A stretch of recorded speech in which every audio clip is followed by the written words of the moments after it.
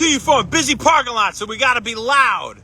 It's Wombless Nerd Out time! Haven't done that in a while to introduce the video, but we had fun doing it, so we did it. We're talking about acupuncture today, you guys. Getting stuck with a bunch of needles. Does it actually work? What's some of the scientific backing?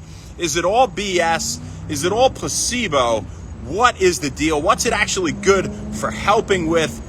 What does the evidence say? Well, in short, before we get into exactly how acupuncture works, at least in simple, you should know there are over 20,000 published papers citing the benefits of acupuncture for improving overall health. And these benefits are wide-ranging. It can help with 47 known health conditions, at least 47. That's at least a number I saw somewhere online. Things ranging from headaches to insomnia and digestive issues and migraines.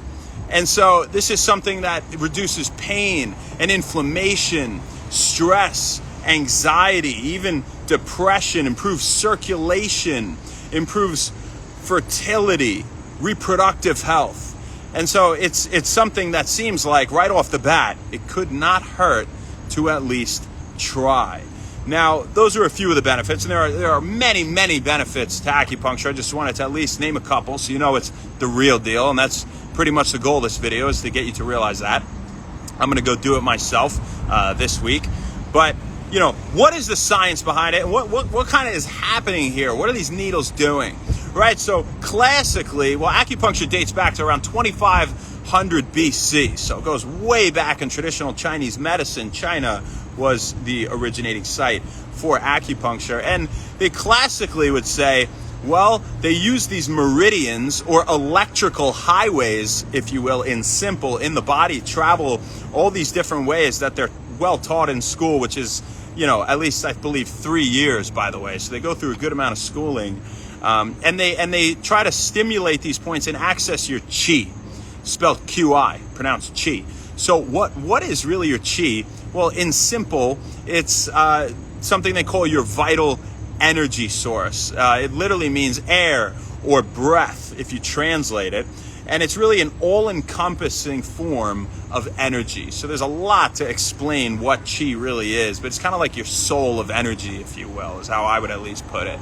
And so, aside from chi and aside from these meridian points, when they put these little needles onto your skin, what they're doing is they're stimulating what they call acupuncture points. And this is the more scientific explanation. And when they put the needles in these acupuncture points, well, what are these acupuncture points more specifically? Well, they are areas in the skin and connective tissue. So these needles will actually pierce things like blood vessels, or affect them at least, and nerves and lymphatic vessels and mast cells, which are involved in producing histamine and inflammatory response and things of that nature. And we know inflammation is related to a lot in the body, right? And so these have unique electrical currents and properties in different areas of the body. So they could be hyperconductive, or they could have low conductivity, and so on. And they're trying to improve electrical impulse through all of these structures, as everything really is electrical at the end of the day.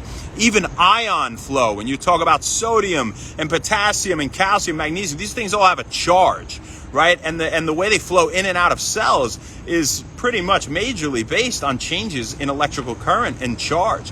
When you send signals to the brain, when it passes from one neuron to the next, there's the electrical signal, and the next and the next and the next. This cascade really quick and goes up, and it tells you, oh, it's stove's hot, pull your finger off of it, or you should focus and pay attention. You got to run, there's a lion right there, or whatever it is, right? You know, this is all electrical. So it makes sense that affecting electrical conductivity in various forms of connective tissue may have some beneficial effects on health if done by a trained professional and if done properly. It doesn't mean you should try this at home. And this is a medical device, not intended to treat, diagnose, cure, prevent any disease. There's our disclaimer.